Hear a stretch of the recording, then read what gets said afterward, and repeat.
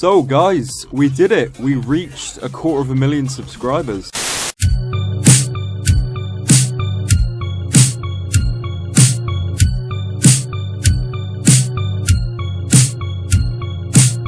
I'd say the first time I played Dying Light was during last year's Steam Summer Sale, during which I bought the Platinum Edition of the game for about €25. I had the game for about 4 days before deciding, this right here, this is amazing, I want to play the next one. And as such, I pre-ordered the game that summer. After that, I spent a lot of my time looking for any publicly available and new information about Dying Light 2 that was available. If it was from Techland and it talked about Dying Light 2, I'd watched it. Anyway, all of this leads up to February 4th, midnight. I pre-ordered the game unlocks, I unpack it, and I love it. And with me being about 12 hours through the campaign so far, I felt now would be a bit too late to talk about my first impressions of the game, but enough time to give a decent review. So with that said, let's get into this. The gist of Dying Light 2 is pretty simple. Shortly after the events of the first game, the city of Harran is considered an exclusion zone by the GRE. Various city dwellers escape the city via the underground sewers, while Crane stays behind to do his own little thing in the countryside. Shortly after that, a vaccine against the Harran virus is created, but the GRE decide to mess with the virus a little more so they can weaponize it, and 1, 2, 3, society has collapsed. 15 years after that, you play as Aiden Caldwell, someone referred to by city dwellers and by Techland as a pilgrim, someone who ventures from community to community in the hopes of, I'm not really too sure. It's something that varies from pilgrim to pilgrim, but in Aiden's case, he's looking for his sister, Mia. You see, both of them were separated from each other by some bastard by the name of Waltz, when Aiden was around 5 years old, if I remember correctly. And Waltz just so happened to do some pretty grim experiments on Aiden as a child, these experiments resulting in his immune system being compromised. This actually ties into gameplay, as if you're in a dark area, a timer begins, and if you don't return to sunlight or UV light before the clock runs out, then you become a biter, as this game refers to zombies. For the sake of not spoiling anything, that's as far as I'm going to go into the story itself. I'm going to move on to the two factions of the game, well, the two playable factions, the survivors and the peacekeepers. From what I gathered, the peacekeepers were at some point intended to be the villains, well, somewhat villainous in nature. But I do feel that Techland did a poor job explaining how the peacekeepers were intended to be villainous, or the bad guys, other than some of their rules being a bit strict. The survivors, on the other hand, are intended to be the opposite of the peacekeepers, being, ironically enough, a more peaceful organisation, despite your first interaction with them. Yes, I know I said I wouldn't talk about the story anymore. I don't really care about that anymore. You also have the Renegades, which are the only faction in the game that you can't actually side with at all, apart from, of course, the zombies. And you know what? I'm going to say it.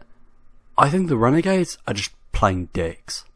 Their only motivation throughout the game is complete just chaos.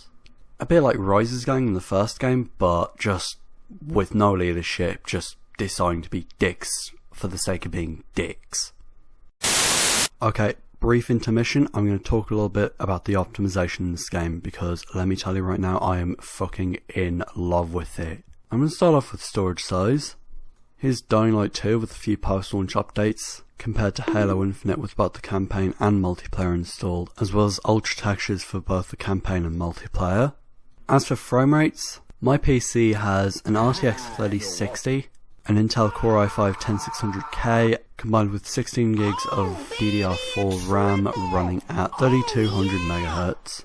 I've been running the game at high settings with DLSS performance and a little bit of ray tracing ever since launch, and it is a very rare occurrence for me to drop below 60 FPS at any given time, with the exception of very large crowds of zombies. If you're on console, none of that meant anything, so I'm going to move on with the video now. Lastly, I want to talk about the soundtrack. I pre-ordered the Ultimate Edition, so as one of the bonuses, I got to download the soundtrack from Tekken.gg, which meant I couldn't download the soundtrack for about 24 hours after the game launched. But when I finally got to download it, it was pretty good. I'm not too sure what Content ID had for breakfast this morning, so if this ends up getting muted, please accept my deepest apologies. But I'm going to play a little bit of an excerpt from one of the songs that I really like from this soundtrack. So with that said, have a listen.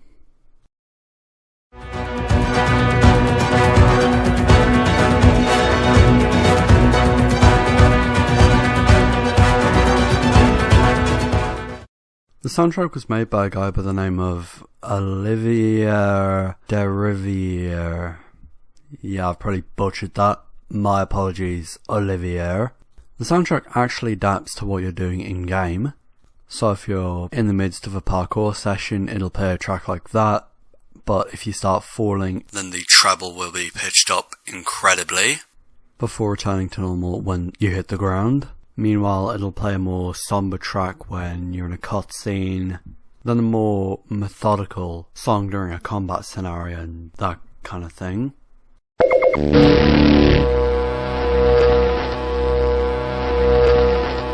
So, in conclusion, Dying Light 2 is a really fucking fun game. This is probably the most fun I've had playing a video game in a good while. Everything in this game, even things that I never really got around to talking about, like skill trees, parkour, combat, they're just perfect in every way conceivable. If you have 60 to 100 US dollars, pounds, euros, whatever, get this game right now. Other than that, that's pretty much the end of the video, so thanks for watching. Maybe like the video, subscribe, and yeah, see you next time.